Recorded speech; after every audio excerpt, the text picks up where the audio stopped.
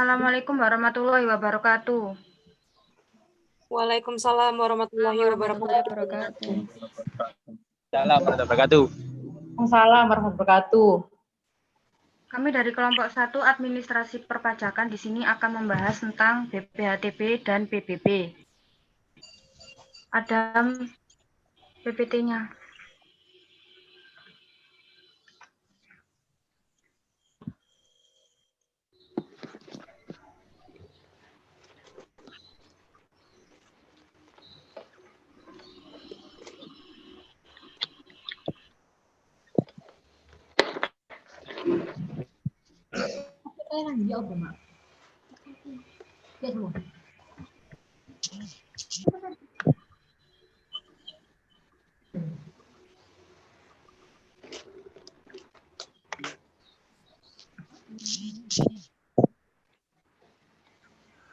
Bapak Hendra, di sini kelompok kami izin untuk melakukan presentasi ya, Pak.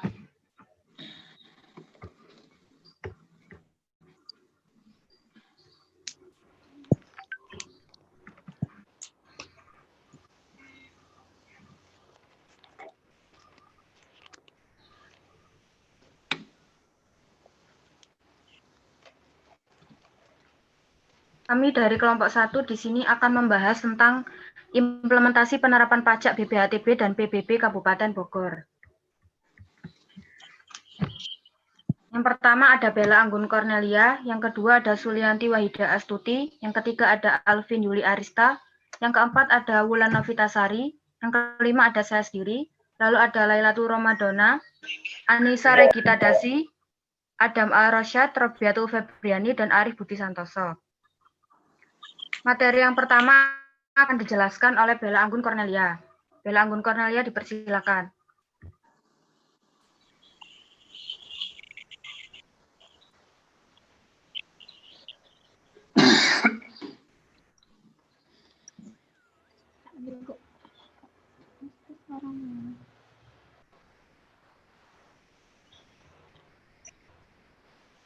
Bella Anggun Cornelia. Ya, di sini saya akan menjelaskan tentang definisi pajak daerah. Dalam Undang-Undang Nomor 28 Tahun 2009, Pasal 1 Angka 10, pajak daerah merupakan wujud dari daerah yang terutang dari individu atau lembaga yang memiliki karakter paksaan. Berdasarkan undang-undang yang tidak berharap memiliki imbalan langsung serta dapat digunakan untuk kepentingan daerah dari kesejahteraan masyarakatnya.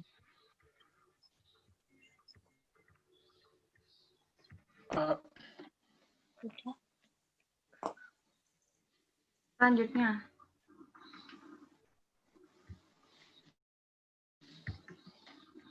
Sulianti Wahida Astuti. Di sini saya akan menjelaskan apa itu BPHTB sama PBB P2. BPHTB merupakan biaya yang dipegang kepada penerimaan hak atas tanah serta bangunan, atau bisa diartikan bahwa orang atau badan yang mempunyai nilai lebih atau tambahan perolehan hak dari BPHTB tersebut. Sedangkan PBB P2 merupakan pajak yang dikenakan ketika ada transaksi jual beli antara dua pihak dalam rangka pemindahan kepemilikan aset tertentu berupa tanah atau bangunan. Next.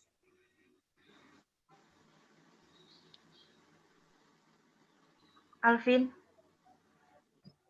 Saya akan menjelaskan pengenaan pajak BPHTB dan PBB P2.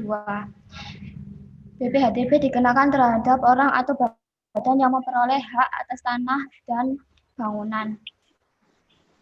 Perolehan suatu hak atas tanah dan bangunan yang dimaksud di sini dapat diartikan bahwa orang atau badan tersebut mempunyai nilai lebih atas tambahan dan perolehan hak. Sedangkan PBB P2 dikenakan NJOP. NJOP adalah harga rata-rata yang didapat dari hasil transaksi jual beli properti. NJOP ditetapkan 3 tahun dengan keputusan kepala daerah. Next. Selanjutnya Mbak Wulan.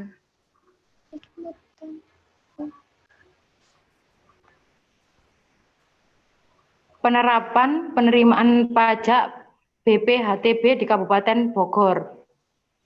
Sebagai salah satu kemampuan objek pajak strategis untuk membiayai pembangunan bidang pendapatan hak atas tanah dan bangunan, Badan Pengelolaan Pendapatan Daerah Bapeda merupakan Kabupaten Bogor bekerjasama dengan para notaris dan pejabat pembuatan akta tanah, terutama dalam proses input data dan pengesahan besaran pajak agar terkoordinasi dengan baik.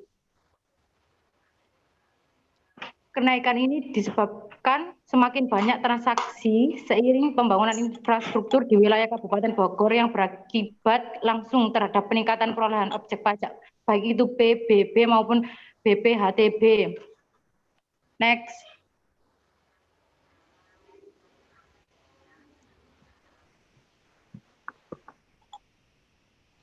Kontribusi BPHTB. Penerimaan BPHTB dapat dikatakan memiliki tingkat kontribusi yang cukup terhadap PAD di Kabupaten Bogor. Di sini saya dapat menjelaskan bahwa kontribusi BPHTB di sini pada tahun 2012 hingga 2016 berdasarkan yang kelompok kami pelajari bahwa kontribusi BPHTB untuk PAD itu dikatakan cukup. Sedangkan pada 2019 seperti yang dijelaskan oleh Mbak Wulan Novitasari, bahwa itu dapat dikatakan sangat baik atau melebihi dari target yang dipunyai. Kontribusi BPHTB Kabupaten Bogor sendiri ini sangat membantu pendapatan asli daerah. Dengan kontribusi tersebut telah membuat PPAT dan wajib pajak mendapatkan penghargaan pada acara Anugerah Pajak Daerah tahun 2020. Disebabkan wajib pajak yang telah melakukan pembayaran BPHTB tersebut telah taat dan tepat waktu dalam melakukan pembayaran, serta PPAT juga telah membantu banyak dalam hal ini. Selain itu, Kabupaten Bogor memiliki PAD dari pajak yang tertinggi di atas rata-rata nasional, utamanya pada BPHTB tersebut. Next.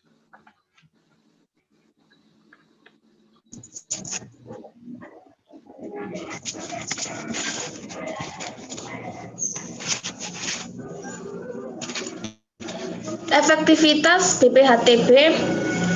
Penerimaan BPHTB dapat dikatakan sangat efektif bagi pendapatan asli daerah di Kabupaten Bogor. Pada tahun 2016, penerimaan BPHTB meningkat. Efektivitas penerimaan BPHTB terhadap pendapatan asli daerah di Kabupaten Bogor memiliki rata-rata tingkat efektivitas sebesar 124,66%, di mana angka ini menunjukkan rata-rata penerimaan BPHTB yang sangat efektif bagi pendapatan asli daerah di Kabupaten Bogor. Kontribusi BPHTB terhadap pajak daerah dan pendapatan daerah memiliki rata-rata presentasi yang berbeda-beda. Kontribusi BPHTB terhadap pajak daerah memiliki kontribusi rata-rata 34,09%. Sedangkan kontribusi terhadap pendapatan asli daerahnya sendiri sebesar 22,93%. Next.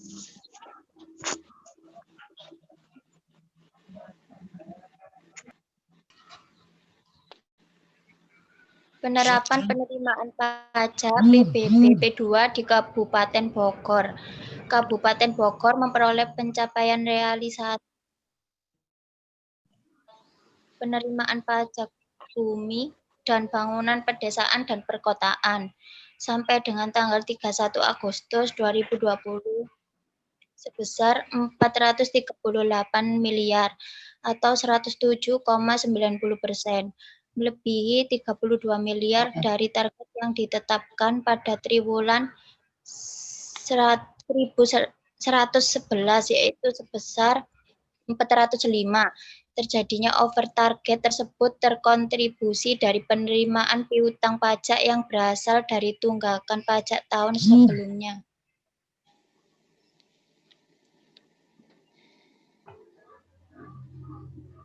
Next. Adam. Efektivitas PBB P2. Pada tahun 2012, persentase penerimaan di Kabupaten Bogor berada pada titik terendah dibandingkan dengan tahun-tahun lainnya, yaitu sebesar 109,12%. Hal ini karena pada tahun 2012, adalah tahun pertama dijalankannya PBB P2 sebagai pajak daerah di Kabupaten Bogor, sehingga tingkat kesadaran wajib pajak dan dalam membayarkan pajak PBB P2 sangat rendah. Penerimaan PBB P2 mengalami peningkatan pada tahun 2013 sebesar 112,56%. Peningkatan ini disebabkan oleh meningkatnya kesadaran wajib pajak PBB P2 yang dimiliki orang-orang. Peningkatan berpengaruh juga terlihat pada tahun berikutnya, yaitu 2014, di mana persentase penerimaan PBB P2 berada pada tingkat tertinggi dengan persentase 113,99%. Pada tahun 2015, penerimaan PBB P2 mengalami penurunan, di mana tahun tersebut presentasi yang dimiliki sebesar 110,66%. Dan pada 2016, penerimaan PBB P2 kembali meningkat. Next.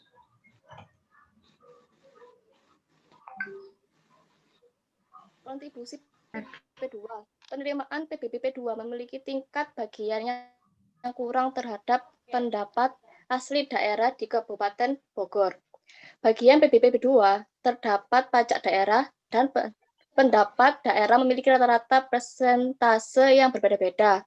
Kontribusi PBB P2 terhadap pajak daerah memiliki kontribusi rata sebesar 21,85%.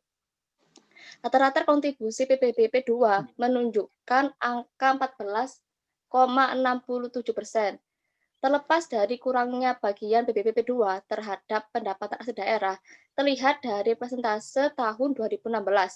PBB P2 memiliki tingkat persentase bagian yang lebih tinggi dari tahun-tahun sebelumnya.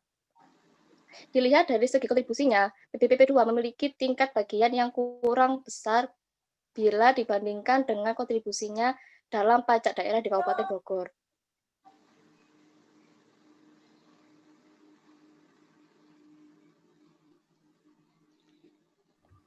Arif. Permasalahan pajak BPHTB dan PBB di Kabupaten Bogor. Kasus atau permasalahan yang pernah terjadi di Kabupaten Bogor terkait dengan penerapan pajak BPHTB terjadi di tahun 2019, yakni kasus dugaan pungutan liar atau pungli dalam pengurusan bea perolehan atas tanah dan bangunan oleh Badan Pengelolaan dan Pendapatan Daerah atau Bapenda di Kabupaten Bogor. Sementara kasus penerapan pajak PBB P2 yang pernah terjadi di Kabupaten Bogor yaitu sempat menunggaknya pajak PBB P2 di tahun 2020 ini hingga mencapai angka 1,2 triliun. Badan Pengelolaan Pendapatan Daerah Bapenda Kabupaten Bogor kala itu berupaya menarik piutang pajak bumi dan bangunan pedesaan dan perkotaan PBB P2 yang telah menyentuh angka 1,2 triliun. Oke, lanjut.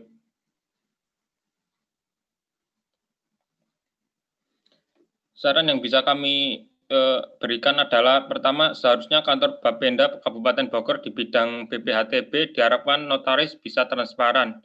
Yang kedua, meminimalisir transaksi yang seiring dengan pembangunan infrastruktur di wilayah Kabupaten Bogor yang mengalami kenaikan.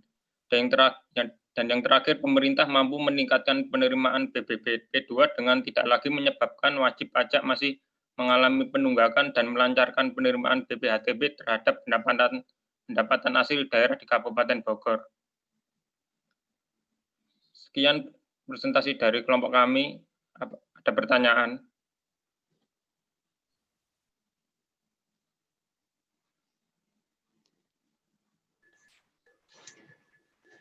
Saya Siti Fatimah Sabillah mau bertanya. Ya, silakan. Jadi menurut kelompok kalian, apa yang menyebabkan penunggakan pembayaran PBB masih ada di beberapa daerah, sedangkan PBB 2 dapat berpengaruh besar dibanding pajak daerah lainnya? Mohon jelaskan. Baik, terima kasih Lila. Fatimah NIM-nya berapa? 18, 20, 20, 1051, Pak. Belakangnya 51 ya? Iya.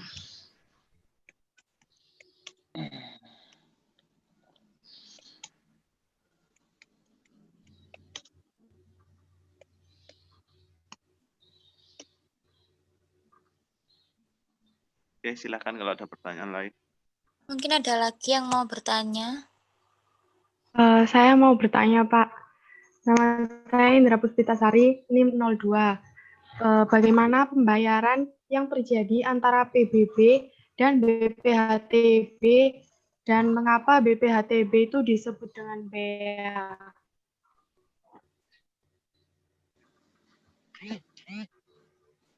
Ya, terima kasih.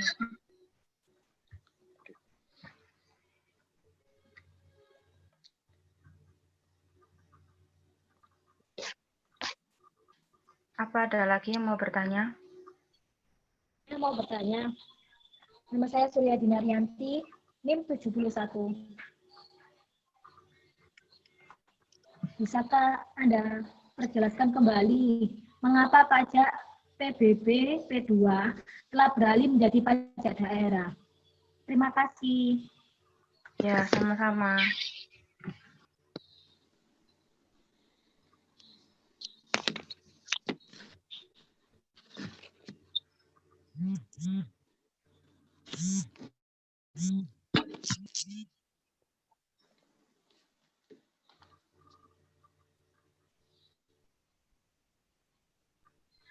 Bapak Hendra, saya mohon izin untuk menjawab pertanyaan dari Siti Fatimah Sabilillah, Pak. Oke, silakan. Tadi pertanyaan dari Siti Fatimah Sabilillah adalah, apa yang menyebabkan penunggakan pembayaran pajak PBB P2 ini masih menunggak di berbagai daerah, sedangkan PBB P2 dapat berpengaruh besar dibandingkan pajak daerah lainnya.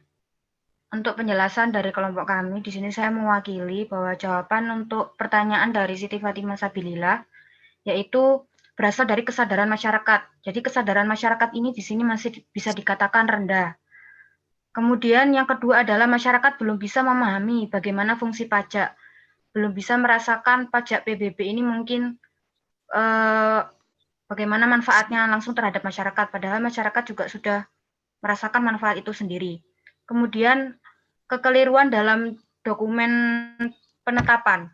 Maksud dari kekeliruan tersebut adalah, jadi meskipun secara peraturan perundang-undangan kekeliruan tersebut dapat dilakukan perbaikan melalui proses pembetulan atau proses keberatan oleh wajib pajak, namun hal tersebut bagi sebagian masyarakat sangat sulit untuk dilakukan. Jadi untuk melalui proses tersebut masyarakat masih enggan untuk melakukan. Alasan berikutnya adalah tarif yang terlalu besar. Jadi bisa saja tarif pada PBB 2 mungkin mengalami peningkatan setiap tahunnya. Dengan tarif yang standar saja mungkin masyarakat masih enggan untuk membayar, apalagi jika tarif tersebut semakin bertambah. Kemudian belum tegasnya penerapan sanksi hukum terhadap pajak daerah. Bisa kita bayangkan jika pajak PBB misalnya dengan nominal berapa ratus ribu untuk dibayar setiap tahun, kemudian masyarakat sendiri sangat malas untuk melakukan pembayaran, kemudian dari pemerintah tidak begitu besar sanksi yang dilakukan, seperti penyitaan dan lain sebagainya. Lalu kurangnya dari sarana prasarana, seperti dalam melakukan pembayaran, bisa jadi dari masyarakat yang ingin melakukan pembayaran PBB P2, itu sangat sulit, misalnya ketika harus melalui pembetulan, kemudian pengurangan atau keberatan yang seperti saya jelaskan tadi. Untuk melalui skema tersebut sangat sulit dan sangat enggan untuk dilakukan. Sekian jawaban dari saya. Apa Siti Fatimah Sabilillah sudah paham atau ada yang ingin ditanyakan? Baik, sudah paham untuk penjelasannya. Terima kasih. Sama-sama.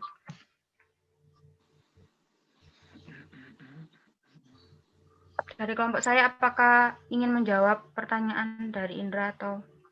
Ya, saya di sini akan menjawab pertanyaan dari Indra Puspitasari. Soalnya yaitu bagaimana pembayaran yang terjadi antara PBB dan BPHTB dan mengapa BPHTB disebut dengan bea. Karena jawabannya yaitu karena terdapat beberapa ciri khusus yang membedakan bea dengan pajak, yaitu ciri yang pertama, pembayaran pajak terlebih dahulu daripada saat terutang. Contohnya, pembeli tanah bersertifikat sudah diharuskan membayar BPHTB sebelum terjadi transaksi, atau sebelum akta dibuat dan ditandatangani.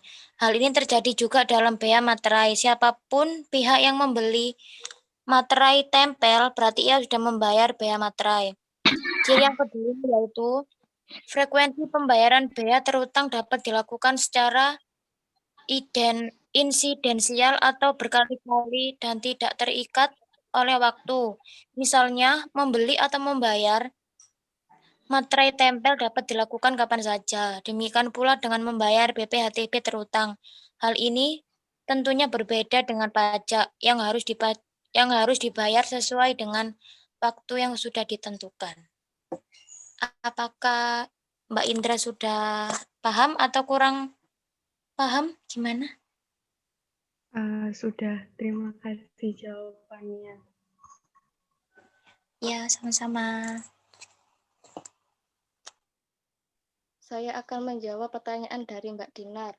Soalnya, bisakah Anda perjelaskan kembali mengapa pajak PBB P2 telah beralih menjadi pajak daerah? Mulanya, pajak bumi dan bangunan pedesaan dan perkotaan, atau bisa kita sebut dengan PBB P2 tadi, itu dalam Undang-Undang nomor 2 tahun 1942 dan saat ini menjadi kewenangan pemerintah pusat. Selanjutnya, melalui Undang-Undang nomor 28 tahun 2009 tentang pajak daerah dan restribusi daerah. Undang-Undang PBRD. Kewenangan pemungutan jenis pajak ini dialihkan kepada peraturan daerah. Setidaknya, terdapat 4 pertimbangan dalam pengalihan kewenangan pemungutan PBB 2 dalam pemerintah pusat ke pemerintah daerah. Yang pertama itu secara konseptual PBB 2 dapat dipungut oleh daerah karena lebih bersifat lokal. Pasibilitas objek pajak tidak berpindah-pindah dan terdapat hubungan erat antar pembayar pajak serta yang menikmati hasil pajak tersebut. Yang kedua itu pengalihan PBB 2 kepada daerah diharapkan dapat meningkatkan pendapatan asli daerah dan memperbaiki struktur APBD. Yang ketiga, pengalihan PBB 2 kepada daerah dapat meningkatkan pelayanan kepada masyarakat dan memperbaiki aspek transparansi dan akuntabilitas dalam pengelolaan. Yang terakhir, yang keempat, berdasarkan praktik di banyak negara, PBB P2 termasuk dalam jenis pajak lokal. Bisa dipahami, Mbak Dinar, atau kurang jelas? Yang sudah jelas ya, terima kasih. Oke. Sudah dijawab tiga-tiganya ya? Sudah, Iya, Bapak. sudah, Bapak. Oke. Rekamannya diberhentikan dulu.